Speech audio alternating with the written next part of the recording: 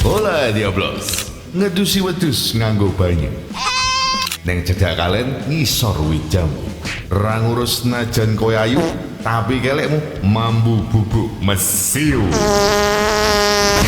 Saya dan Gogon El Capitano kembali hadir menyapa Anda yang kalau parkir motor masih di ruang tamu. Ditemani dengan tangan kanan saya Don Bagong Incorporesado. Kami akan bawa kalian ke petualangan tanpa batas dan tentu saja misi penuh adrenalin dari orang-orang luar biasa di bawah naungan MBG, Markas Besar Good Father. Sebuah organisasi rahasia yang berlindung di balik panci wedang ronde angkringan milik Le Bagong. Dan misi kali ini akan menceritakan tentang lahirnya sosok antihero dari karakter Marvel. Dikenal sebagai antihero paling brutal. Walau tanpa kekuatan super, tapi dia satu-satunya sosok yang mampu menyumbangkan Spider-Man dalam cerita komik The Amazing Spider-Man. Dan jika kamu pemain FF atau PUBG, pasti kalian kenal dengan M60, senjata andalannya. Namun dibalik semua kebrutalannya, ada cerita masa lalu yang sungguh menyakitkan. Keluarganya dihabisi, dan dari sanalah jiwanya membara, dan lahir menjadi seorang tanpa belas kasihan. Ditambah rasa balas dendam yang takkan pernah habis. Langsung saja, saya perkenalkan.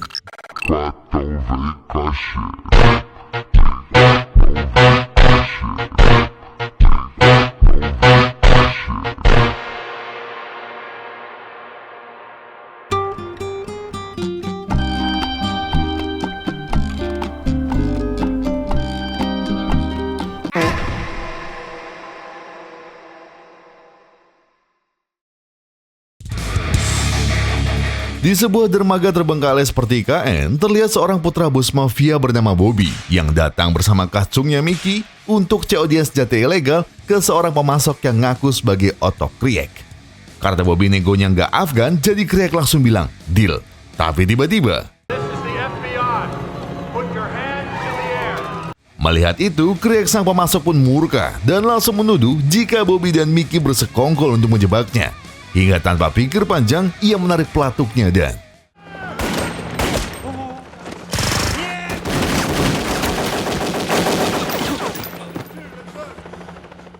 akibat penyergapan tadi, seluruh anggota pemasok senjata ilegal dihabisi tanpa tersisa, termasuk Bobby.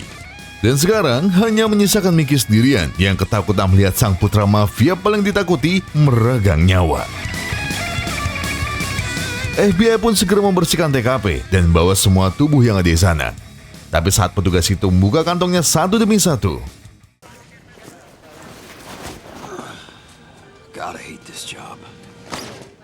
secara mengejutkan, Craig kembali bangkit dari kematian. Dan ternyata sosok asli di baliknya adalah Frank Castle, seorang agen pasukan khusus terbaik yang dimiliki FBI. Selama puluhan tahun, banyak misi berbahaya yang ia selesaikan. Penyamaran dan membongkar semua sindikat mafia berbahaya adalah tugas yang sudah biasa baginya. Namun tugas hari ini adalah tugas terakhir Frank sebelum pensiun dan fokus mengejar rank emo. Frank akhirnya kembali ke pelukan Maria, istrinya, yang terlihat sibuk berkemas untuk kepindahan mereka ke London. Namun rencana itu sepertinya tak disambut baik oleh Will, anak mereka berdua. Sehingga Frank langsung menjelaskan pada Will jika kepindahan mereka ini adalah yang terakhir. Frank berjanji setelah pindah ke London, mereka tak akan pindah lagi. Mereka akan membuka lembaran baru di sana dan hidup bahagia di London. Tapi pemandangan berbeda ada di kamar mayat hari itu. Howard Stern yang merupakan seorang mafia dan bos kasino yang paling ditakuti justru sangat sedih dan terpukul saat melihat anak pertamanya sudah terbujur kaku. Terlebih lagi, kabar duka itu segera menyebar ke seluruh keluarganya. Sehingga adiknya John segera meminta Quentin sebagai tangan kanan ayahnya untuk membebaskan Mickey. Karena dialah satu-satunya saksi yang bisa mengungkapkan kebenaran di balik tragedi ini.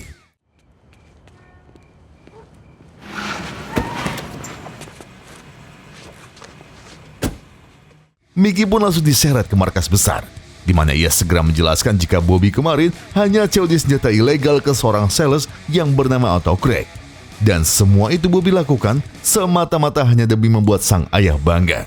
Mendengar itu, Howard malah semakin murka karena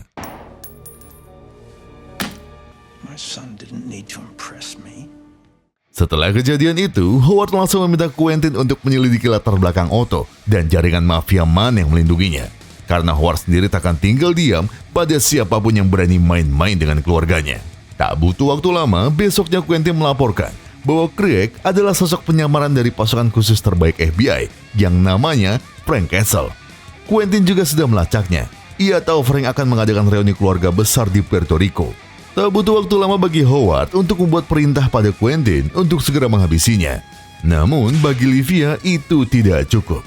Sebagai ibu, ia ingin nyawa anaknya dibalas dengan nyawa seluruh keluarga Frank. Habisi mereka semua, Quentin. His whole family. Is this what you want?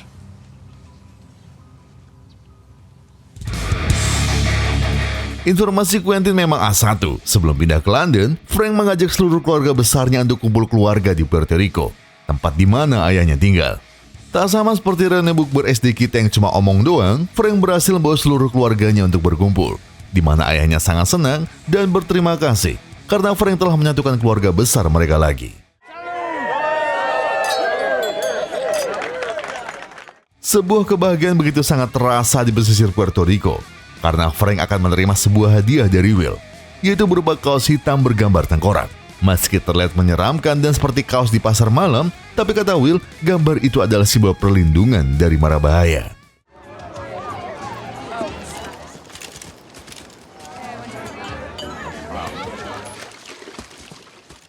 Namun, sepertinya momen berharga itu justru akan menjadi bencana.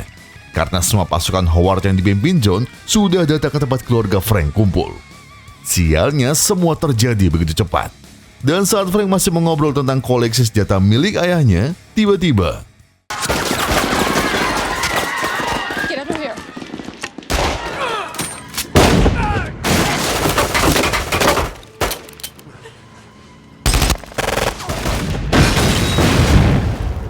beruntungnya malaikat maut masih menolak COD dengan Frank. Frank berhasil lolos dari kepungan. Sayangnya, Frank tak mampu menyelamatkan satupun keluarga besarnya, termasuk sang ibu. Bersama ayahnya, Frank langsung bergegas mencari kemana anak dan istrinya. Tapi sialnya, tertembaknya sang ayah membuat Frank kehilangan fokus dan hampir kehilangan nyawa. Tapi di saat yang tepat, ayahnya pun kembali bangkit. Dan dengan sisa tenaganya, ia berhasil menyelamatkan Frank dari kematian. Sampai akhirnya, sang ayah mengembuskan nafas terakhirnya. Belum sempat berduka, dari kejauhan Frank melihat Maria dan Will sedang mencoba kabur. Frank segera pergi menyusulnya, tapi ia terlihat sedikit terlambat karena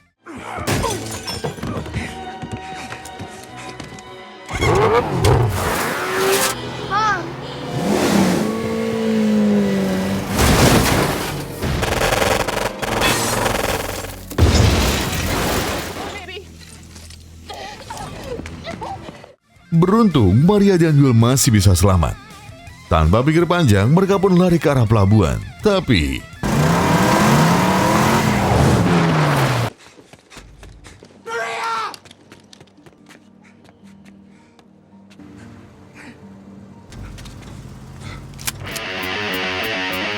Frank marah besar saat mengetahui Maria dan Will dihabisi oleh para mafia. Frank tak terlihat gentar sedikit pun.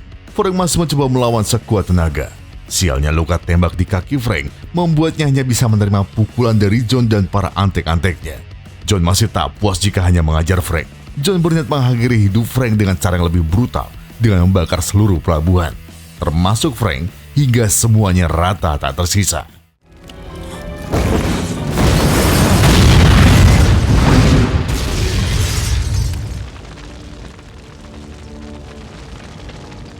John, Quentin, dan para antek-anteknya pun yakin jika Frank tak akan bisa selamat dilalap si jago merah. Mereka merayakan keberhasilan rencana ini dengan bersenang-senang semalaman. Namun tanpa mereka sadari, Frank tak semudah itu dihabisi. Ia masih bisa bertahan, dan dengan bantuan nelayan setempat, Frank langsung diselamatkan. Beberapa bulan pun berlalu, di mana luka-luka Frank sudah sepenuhnya membaik dengan bantuan sang nelayan. Ia kembali ke rumah mendiang ayahnya untuk mengambil foto keluarga dan mengemas semua koleksi senjata milik sang ayah. Namun saat akan kembali, Frank tak sengaja menemukan kaos tengkorak pemberian Will. Kaos itu lalu ia bawa sebagai bukti kalau ia akan membalas semua rasa sakitnya.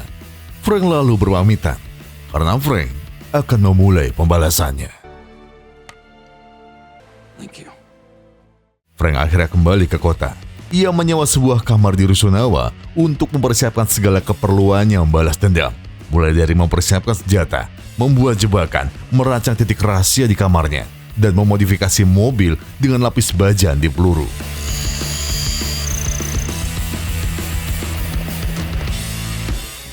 Diam-diam, semua kegiatan Frank itu diamati 3 tetangganya. Yang pertama ada Joan, gadis paling cantik, karena cuma dia yang tidak berbatang. Lalu Bumpo, pria gempal yang hobinya hanya makan, makan, dan makan. Sedangkan yang terakhir adalah Dave, seorang pengangguran kelas kakap yang tak pernah absen nonton channel Good Father. Amazing, man. Akhirnya, Frank telah menuntaskan semua persiapannya, di mana ini akan menjadi awal mula sebuah misi balas dendamnya. Mickey akan menjadi korban pertamanya. Frank tahu Mickey tak terlibat banyak, tapi ia hanya ingin mendapatkan informasi tentang siapa yang menghabisinya. Dan jika Mickey menolak, maka ia harus menanggung akibatnya.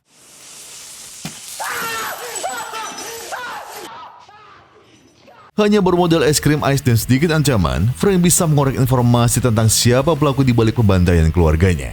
Hingga akhirnya tersebutlah nama Howard Sands. Mulai dari bisnis ilegal mereka dengan mafia Toro Brothers, sampai Howard kerap mencuci uang pejabat pemerintah korup hanya demi keuntungannya sendiri. For the love of God. You are not a nice person. Mickey pun akhirnya mengakui kebenciannya terhadap keluarga Howard, di mana ia akan dengan sukarela ingin membantu Frank sebagai seorang mata-mata. Dan dari informasi tambahan yang Mickey berikan, terungkap jika Howard adalah pria yang sangat mudah ditebak. Ia selalu latihan golf 5 hari seminggu. Begitu juga dengan istrinya. Ia selalu punya jadwal yang sama. Dan salah satunya adalah setiap Kamis, Livia selalu pergi nonton di bioskop. Sebagai informasi tambahan, Howard sangat posesif pada Livia. Bahkan ia siap menghabisi siapa saja yang berani menatap istrinya. Namun, ada sebuah informasi yang paling mencengangkan. Sebagai seorang tangan kanan mafia, tampang ganas Quentin ternyata hanya kedok untuk menutupi jiwa boti yang ada dalam dirinya. Setelah mengumpulkan semua informasi, Frank mulai meneror Howard dengan batu nisan miliknya sendiri. Dan itu menjadi sebuah pesan tegas. Kalau Frank masih hidup dan akan membalas dendam atas kehilangan anak, istri, dan seluruh keluarganya. Belum selesai di situ, Frank kemudian pergi menuju gedung bank milik Howard, di mana satu persatu penjaga yang ada di sana dihabisi Frank hanya demi mendapatkan kartu akses ke brankas uang haram milik Howard. Di saat para pegawai Howard tengah sibuk menghitung tumpukan uang, tiba-tiba Frank datang dan membuat kekacauan di sana. Di sana, Frank memaksa mereka memasukkan beberapa uang ke kopernya, dan sisanya ia minta mereka melemparnya ke jalanan lewat jendela yang sudah ia lubangi.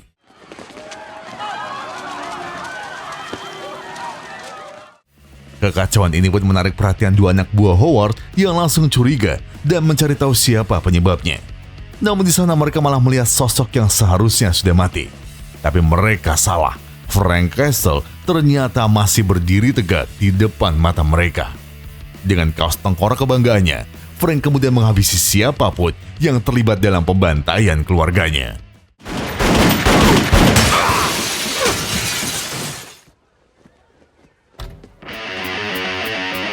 Sementara di rusun, Joan, Dave, dan Bumpo kini mengalami masalah. Ketika mantan pacar Joan datang dan mulai membuat kekacauan, sampai Dave yang ingin mengusirnya pun malah menjadi sasaran. Namun di saat yang tepat, Frank muncul dan memperingatkan pria itu untuk tidak menyentuh Dave. Tapi bukannya mundur, pria itu malah mengeluarkan pisau. Dan jelas, itu adalah sebuah kesalahan besar baginya.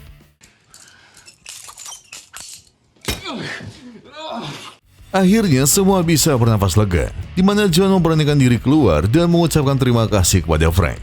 Di sana Frank juga menyampaikan belasungkawa atas berita tragedi pembantaian keluarganya.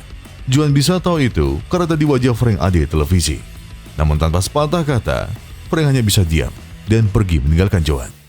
Alasan Frank tetap diam dan langsung pergi hanya untuk tidak membuang waktunya.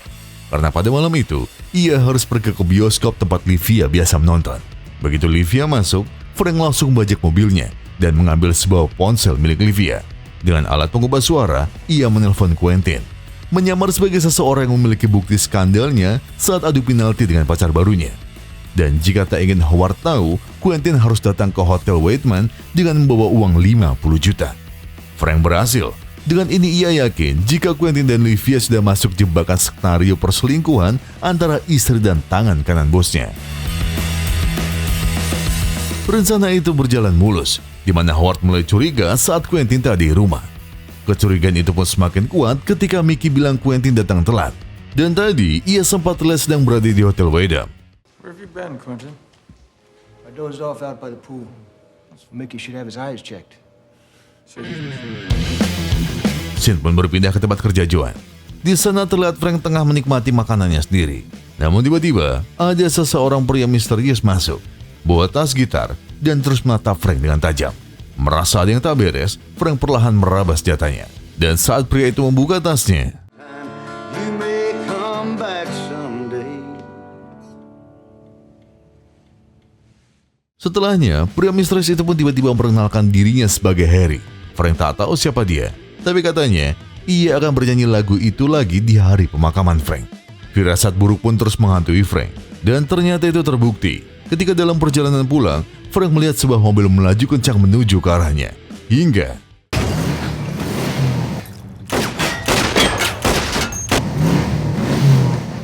faktanya, Harry sendiri adalah salah satu anak buah Howard yang diperintah untuk menghabisi Frank. Tapi beruntungnya, mobil Frank sudah dilapisi baja anti peluru, sehingga ia bisa dengan tenang menghadapi situasi, dan ia langsung kabur dari sana. Namun sialnya,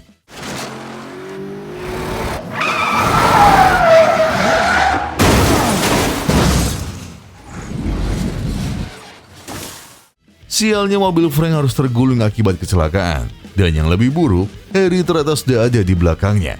Tanpa pikir panjang, Frank mengambil pisau lemparnya, dan dengan presisi, ia berhasil menghabisi Harry seketika.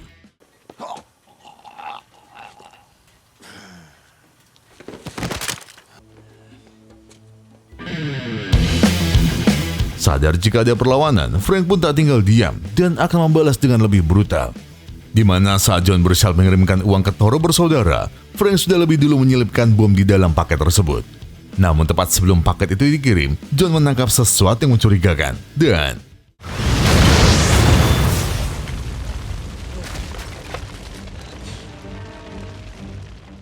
setelah kejadian ledakan itu, Howard pun dibuat semakin murka dan situasinya diperparah ketika Toro bersaudara datang untuk menagih uang mereka. Sehingga mau tak mau, Howard pun berjanji akan segera mengganti uang mereka. Howard kemudian memerintahkan Quentin untuk menyewa raksasa Rusia yang terkenal sangat berbahaya untuk menghabisi Frank saat itu juga.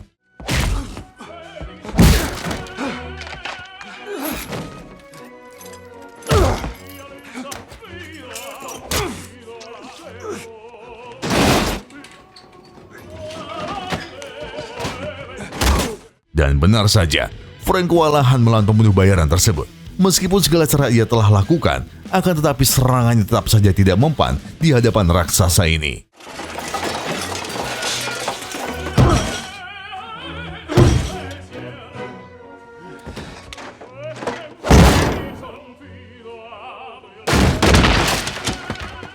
Alhasil, raksasa Rusia itu pun terus mengajar Frank hingga terdorong masuk ke kamar Bumbo, tepat saat teman terusnya sedang memasak bersama di sana. Melihat itu, dengan akal jeniusnya, Frank langsung menyerapkan panci berisi minyak panas ke raksasa tersebut. Hingga akhirnya,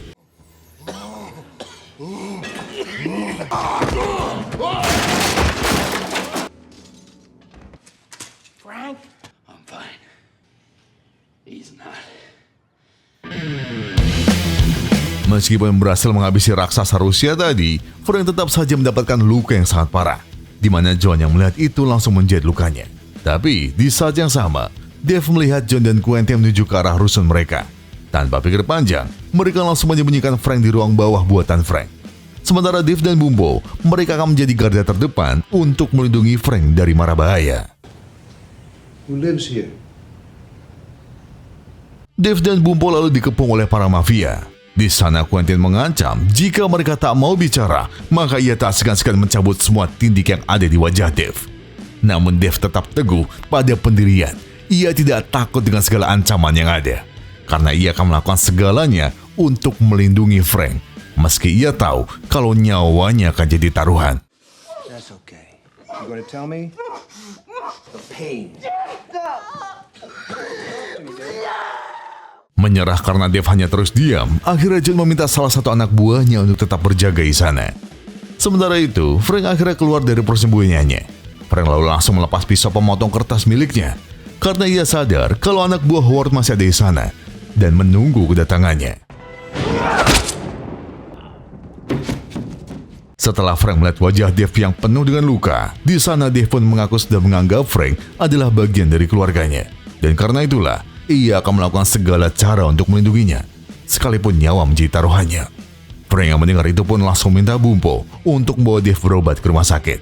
Sedangkan Frank, kini ia langsung bersiap untuk melanjutkan misi balas dendamnya. Is that what you want? Akhirnya Frank kembali ke bioskop tempat Livia biasa menonton. Dengan mengulang cara yang sama, ia mengancam Quentin untuk datang ke hotel dengan uang yang lebih besar. Dan setelah itu, Frank pun memerintahkan Mickey untuk melaporkan rencana perselingkuhan ini ke Howard. Namun Mickey memiliki rencana yang tak kalah jenius, di mana ia menyerahkan tagihan telepon Livia yang mencatat panggilan di jam yang seharusnya ia habiskan di bioskop. Semua rencana itu pun berhasil, di mana Howard yang curiga langsung mendatangi rumah Quentin, dan betapa terkejutnya ia karena menemukan anting milik Livia di kasur Quentin. Padahal faktanya, semua itu adalah hasil dari rencana jenius Frank Castle. Alhasil, ketika Quentin sudah tiba di rumah, adrenalin Howard pun memuncak dan ia langsung menghabisinya tanpa menunggu alasan apapun yang keluar dari mulut Quentin. Don't do this.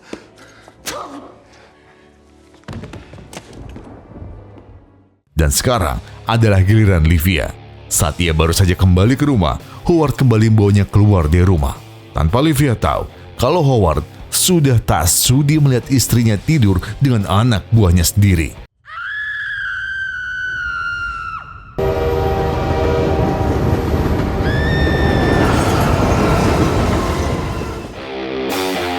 Sementara itu, Frank terlihat sudah bersiap dengan semua senjata dan jebakannya.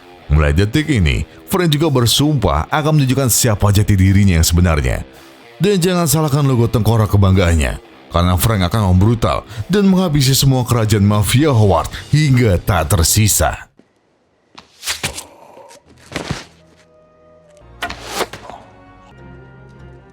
Di saat yang sama, Frank tak sengaja mendengar seseorang meminta kiriman ciu bekonang ke lantai atas, di mana hal ini tentu akan menjadi kesempatan bagi Frank untuk menaruh bom di dalamnya.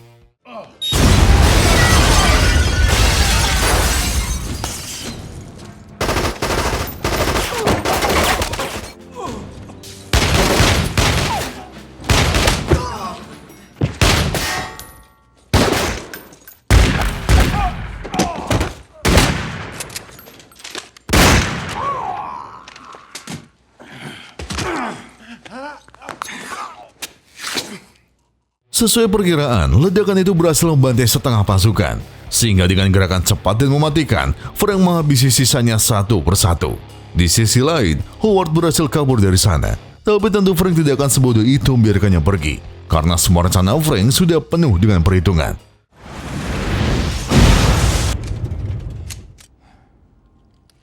Namun sebelum mengejar Howard, pandangan Frank tertuju pada John yang terjepit lemari besar. Tanpa pikir panjang, Frank memasang bom di tangannya, kemudian kembali memburu Howard. Howard safe! Darah Frank mendidih. Ia mengingat kebiadaban Howard.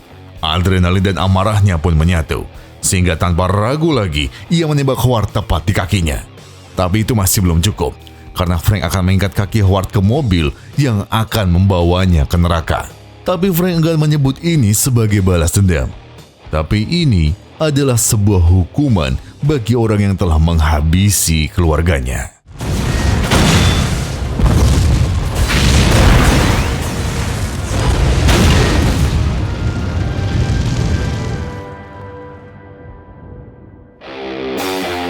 Setelah membantai seluruh kerajaan mafia Howard hingga tak tersisa, kini Frank akhirnya terbebas dari beban yang selama ini menghantuinya.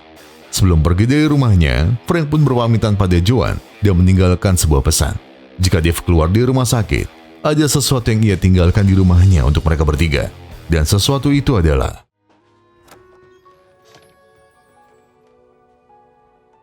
bagi Frank, uang yang disalahgunakan hanya akan melahirkan kebiadaban. Sementara hukum tak lagi bisa diandalkan. Maka dari itu, ia memilih jalur yang hanya bisa ditempuh orang sepertinya. Ini bukan lagi soal balas dendam, tapi ini adalah bentuk dari pengabdian. Mulai detik itu juga, Frank telah mengubur dirinya sebagai manusia biasa, dan bukan lagi seorang pria yang kehilangan segalanya. Karena mulai dari sekarang, panggillah dia sebagai The Punisher. Ending yang cukup mengpanisirkan. Jadi pesan dari saya, bentuk nyata ketika hukum gagal, maka mulut netizen lah yang berbicara. Saya Don Gogon El Capitano dan Agen Bagong El Corporesano mengucapkan terima kasih dari balik gerobak angkringan yang sepi pas buka, rame pas tutup. Salut, mi familia.